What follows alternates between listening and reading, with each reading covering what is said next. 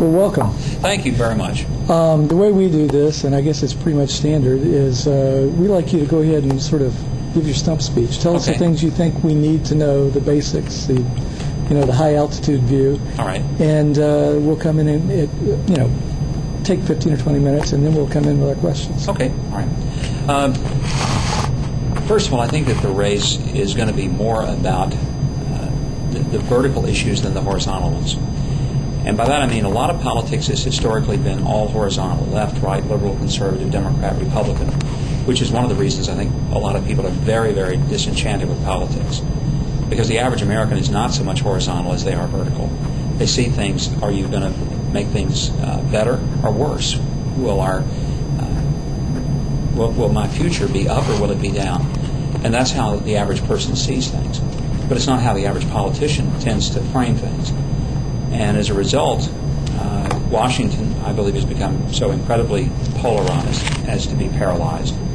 The frustration is very evident by the fact that people talk about George Bush's just dismal approval ratings, but they're almost 3 times that of Congress, which tells me that there is a mutual level of dissatisfaction with anything stamped Washington.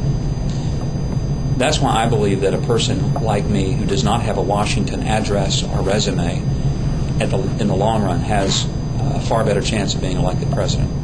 My background is a little different than a lot of people who are running as Republicans or who have ever been a Republican. I tell people I'm not a blue blood, but a blue collar Republican.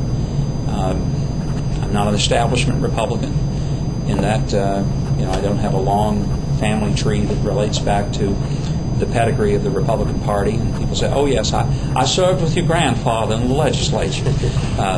No, they may have served with my, one of my ancient relatives doing time somewhere, but it wasn't in the legislature. But I do think that, frankly, our party is going to have to break out of its box as being seen as a wholly owned subsidiary of Wall Street, or having the cozy relationship that it has historically had with the K Street lobbyist. And my thought is that we really need to have somebody who's more of the Main Street Republican, not the K Street or the Wall Street Republican. My election in Arkansas was something that a lot of people thought shouldn't have happened. First in a special election as lieutenant governor, then re-elected. I became governor in 1996 from the position of lieutenant governor when my predecessor was forced to resign. Then I was re-elected twice in my own stead. First Republican elected to a statewide office in about 15 years, only the 4th in 150 years.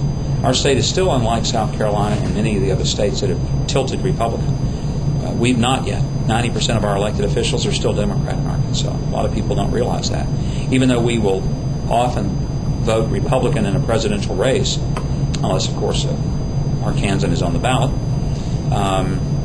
the fact is the state remains solidly Democrat. And when I became governor, I had the most lopsided legislature in the entire country, more than even Massachusetts. 89 out of 100 House members were Democrat. 31 out of 35 senators were Democrat. I tell people that to govern in my state as a Republican, you certainly have to understand something about navigating the troubled waters, to be sure. I believe it also, though, has better prepared me to face what we've got in this country, and that is a very polarized kind of divided government. I'm true to my core, and I'm as conservative as one can be. But as I often say, I'm a conservative that's not mad at anybody over it. I don't find that that's a need to bash people over the head.